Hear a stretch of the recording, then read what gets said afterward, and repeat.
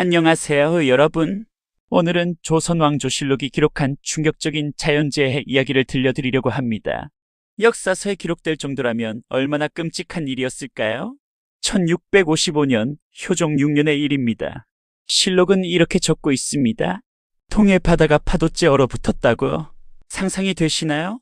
출렁이던 파도가 그대로 멈춰 서서 얼음으로 변한 광경을요. 물고기들은 헤엄치다가 그 자리에서 얼음에 갇혀버렸습니다. 어부들이 얼음을 깨고 물고기를 꺼냈다는 기록이 남아있을 정도입니다. 이것은 단순한 추위가 아니었습니다. 당시 지구는 소빙기라고 불리는 장기간의 한랭기를 겪고 있었습니다. 대략 1400년경부터 1660년경까지 무려 260년간 지구의 평균 기온이 떨어진 시기였죠.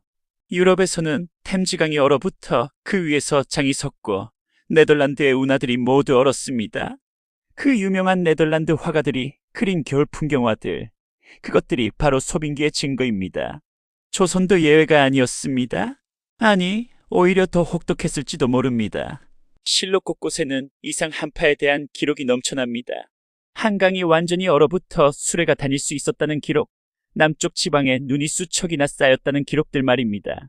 1653년 봄, 제주도에서는 상상할 수 없는 일이 벌어졌습니다. 따뜻해야 할 봄철에 폭설이 내린 것입니다. 제주도는 조선시대 국영 목장이 있던 곳입니다. 나라의 중요한 자산인 군마를 키우던 곳이죠.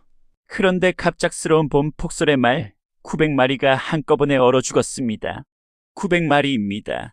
조선 정부는 경악했습니다. 이것은 단순한 자연재해가 아니라 국가 안보를 위협하는 재난이었으니까요. 실록은 이 사건을 매우 상세하게 기록했고 임금은 긴급대책회의를 소집했습니다. 하지만 이것은 시작에 불과했습니다. 하늘의 경고는 계속되었고 더 큰 재앙이 조선을 향해 다가오고 있었습니다. 소빙기의 추위는 겨울에만 문제가 되지 않았습니다. 더 심각한 것은 계절의 질서가 무너졌다는 것입니다. 1658년 여름철에 서리가 내렸습니다. 여름의 서리라니 믿어지시나요? 농부들은 아침에 일어나 논밭으로 나갔다가 절망했습니다. 푸르게 자라던 벼 이삭들이 하얗게 얼어 있었으니까요.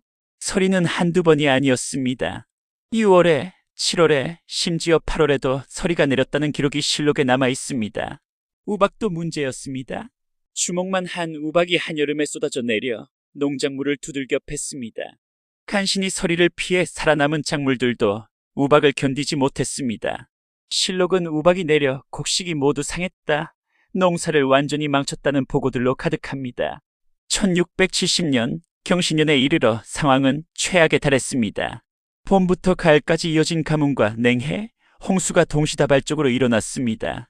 북쪽 지방에는 가뭄이 들어 땅이 갈라졌고 남쪽에는 홍수가 나서 논밭이 물에 잠겼습니다. 그런데 그 와중에 갑자기 추위가 몰아쳐 농작물을 얼려버렸습니다. 조선은 농경사회였습니다. 백성의 90% 이상이 농사를 지어 먹고 살았죠. 농사가 안 되면 먹을 것이 없습니다. 저장해둔 곡식도 바닥이 났습니다. 이미 몇 년째 흉년이 계속되었으니까요. 실록은 당시 상황을 이렇게 전합니다.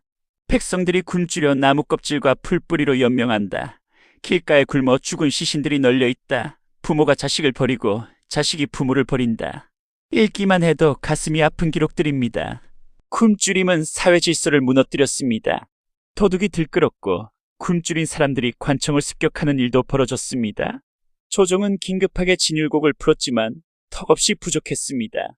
지방 관리들은 속수무책이었습니다. 자신들도 먹을 것이 없는 상황이었으니까요. 더 큰 문제는 전염병이었습니다. 영양실조에 걸린 사람들의 면역력은 바닥으로 떨어졌습니다. 여기에 위생 상태까지 악화되자 전염병이 번지기 시작했습니다. 1670년부터 1671년까지 이어진 대기근을 역사는 경신대기근이라고 부릅니다. 경신년에 시작되었기 때문이죠. 이 기근으로 얼마나 많은 사람이 죽었을까요? 정확한 통계는 없습니다. 하지만 실록과 각종 기록을 종합해보면 전국적으로 수십만 명이 희생된 것으로 추정됩니다. 특히 심했던 지역은 함경도와 강원도, 그리고 경상도 북부 지역이었습니다. 실록에는 한 마을에서 살아남은 사람이 몇 명 안 된다, 시신을 묻을 사람조차 없다는 처참한 보고가 올라왔습니다.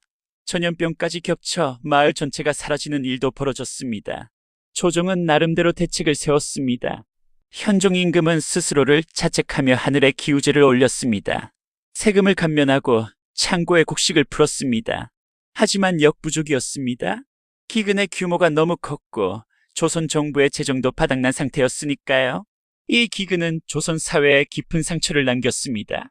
인구가 크게 줄었고 농촌 경제가 붕괴되었습니다.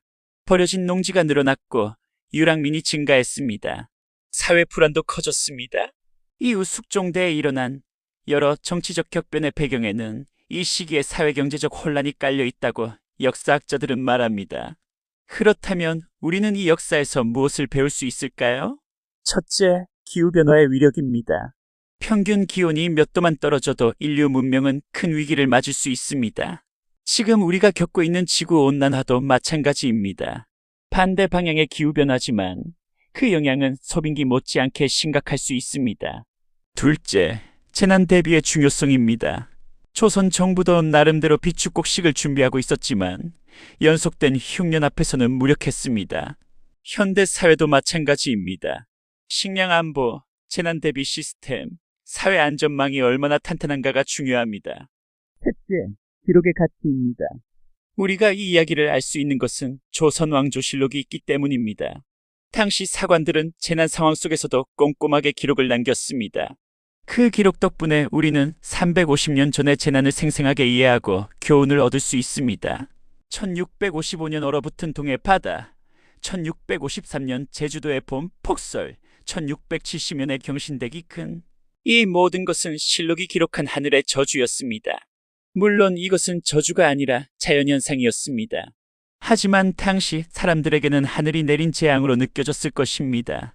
오늘 우리는 어떤가요? 기후위기, 식량위기, 팬데믹의 시대를 살고 있습니다. 350년 전 조선의 이야기가 결코 먼 옛날의 이야기만은 아닌 것 같습니다. 역사는 반복된다고 하죠. 하지만 우리가 이 역사에서 교훈을 얻는다면 같은 실수를 반복하지 않을 수 있을 것입니다. 여러분은 어떻게 생각하시나요? 댓글로 의견을 남겨주세요. 시청해주셔서 감사합니다.